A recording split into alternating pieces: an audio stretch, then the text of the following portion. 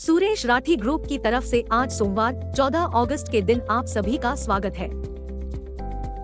बीते सप्ताह में निफ्टी ने लगातार तीसरे सप्ताह नुकसान दर्ज किया क्योंकि तेजियों ने जारी सुधारात्मक गिरावट के सबसे निचले स्तर पर अपने घावों को चाटा। भावनाओं को ठेस पहुंचाने वाले नकारात्मक उत्प्रेरक थे।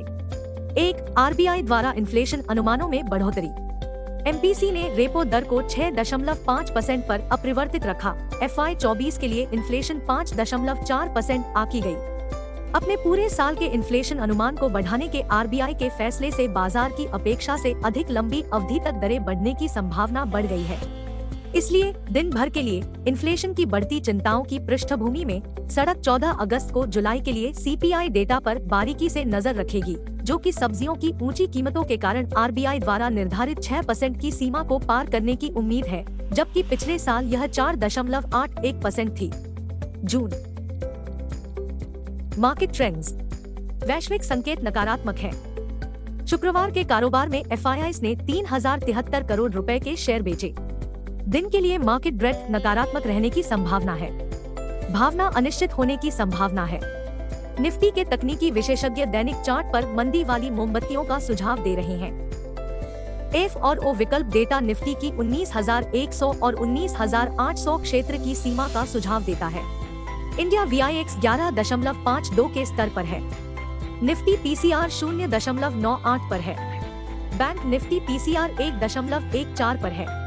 निफ्टी का दृष्टिकोण, बढ़ती चिंताओं का फायदा बियर्स उठा सकते हैं।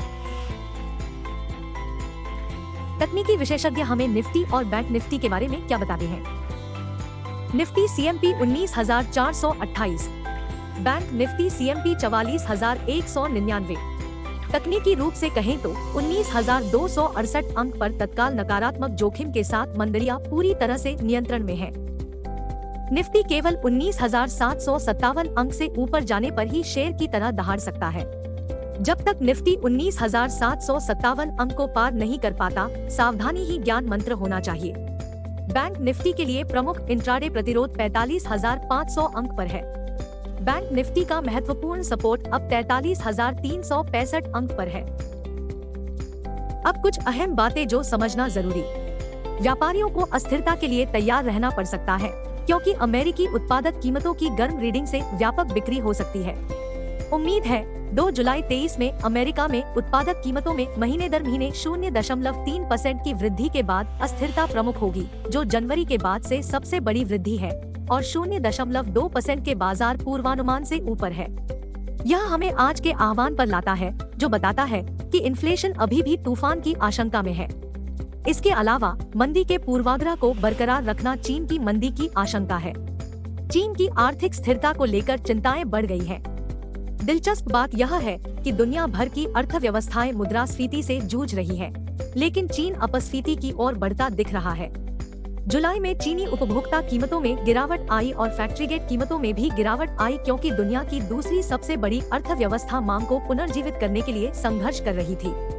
इसलिए इस सप्ताह निवेशक 16 अगस्त को आने वाली फेडरल रिजर्व की जुलाई नीति बैठक के मिनट से पहले चीन और अमेरिका के खुदरा बिक्री डेटा पर बारीकी से ध्यान देंगे।